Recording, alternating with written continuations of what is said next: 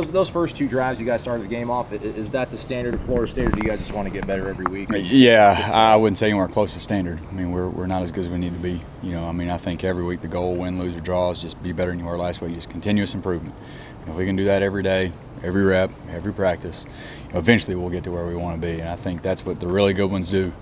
Is they're never really satisfied. There really never is a standard. There really never is a perfect. You're always chasing being better, and those are the types of teams and organizations that really succeed, and that's what we're trying to get to. Do you take a sigh of relief when you guys finally do string together two drives like that?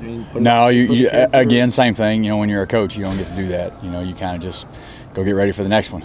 And that was, you score on drive one, you score on drive two, you got a great drive going on drive three, and then you put the ball on the ground on 4th and 1.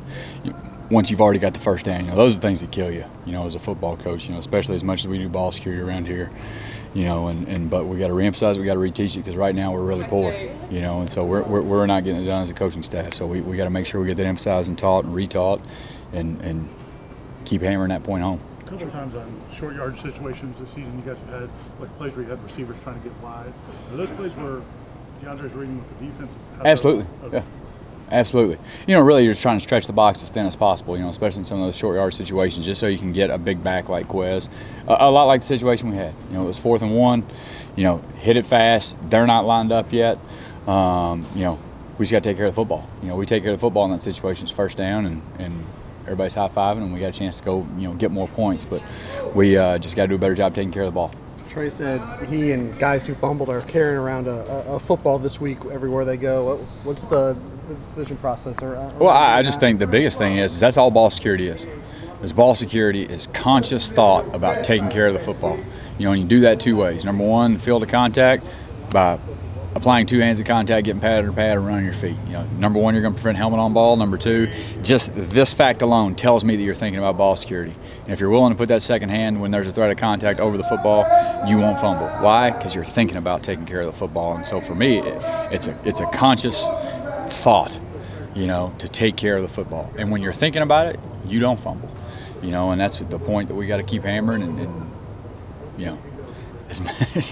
That's one I'm excited to coach today. I'll put it that way.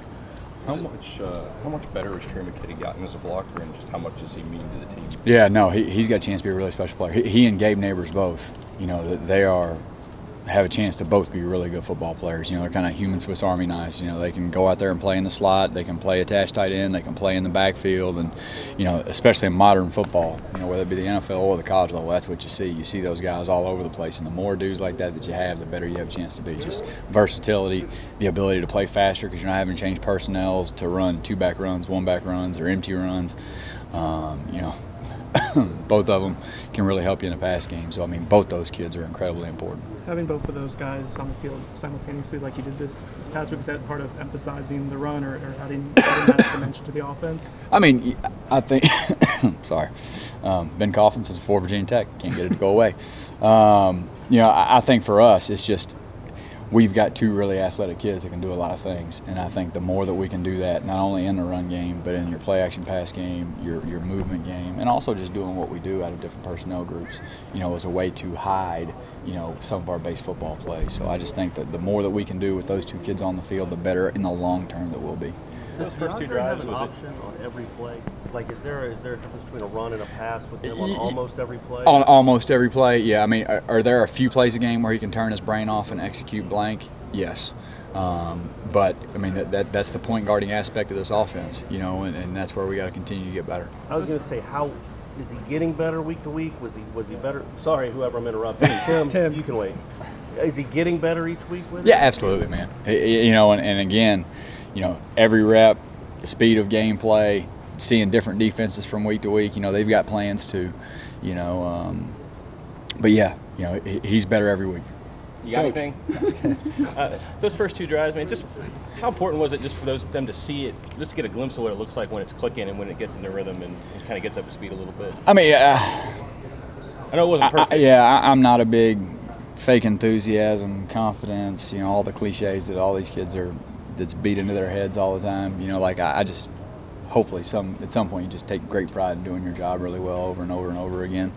But I think that's how you build confidence. by doing your job at a high level repeatedly. That's what confidence is, you know. And so we did our job at a pretty high level there, and we resulted in the end zone. And hopefully these kids, what they take from it is that if I just do my job well over and over and over again, we'll typically cross the white line and everybody will be happy. You know, there's nothing more to it than that.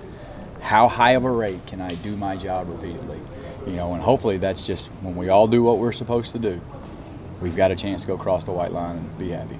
Coach, this weekend you not only have a chance to get your first ACC win, but also to kind of get a little bit of a win streak going. Is this kind of the turn point for you guys, do you think? Again, you know, we just got to go win a football game. You know, how many we win in a row, how many, I mean, we got to go find a way to win a football game. You know, as a coach, you're kind of not afforded the luxury to look ahead and start talking about winning streaks. We just got to win this one. We got to be 1-0 this week. We got to find a way to go get this one, you know, and that starts with today's practice. You guys threw 24 passes in the first half, and I think 6 or 7 in the second. Is that just we got to establish a run mentality? Was that what Coach Taggart was trying to do? You know, well, I think the biggest thing was we kind of felt like that's what they were giving us at that point in time. You know, you kind of start to, as we threw the ball well, especially some perimeter screen stuff early in the game, you kind of start to see that box spill out, them play, you know, some odd front stuff, and, you know, less D linemen, you know, and that is a part of it as well, you know.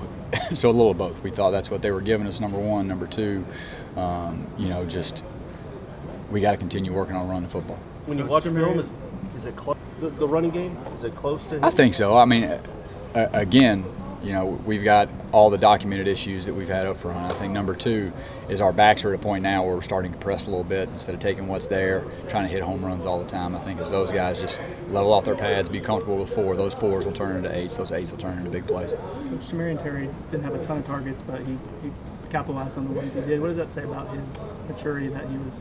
The exact same thing I said after Stanford. Tough guys make big plays in really tough situations, and that's what he does. You know, when you watch him play without the ball, which nobody does because nobody watches the guy without the ball, you know, but when you watch him without the ball, you know why he makes plays like that.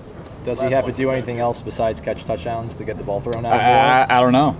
You know, I mean, you know, sometimes, you know, I mean, quarterbacks, we don't get to just throw it to a guy. You know, quarterbacks have to do what the defense tells them to do, you know, and so sometimes, but now, can we make sure that we find ways to get him touches, whether it be in a screen game or whatnot? Absolutely, and we can do a better job of that. Thanks, Coach. All right, thank you, man.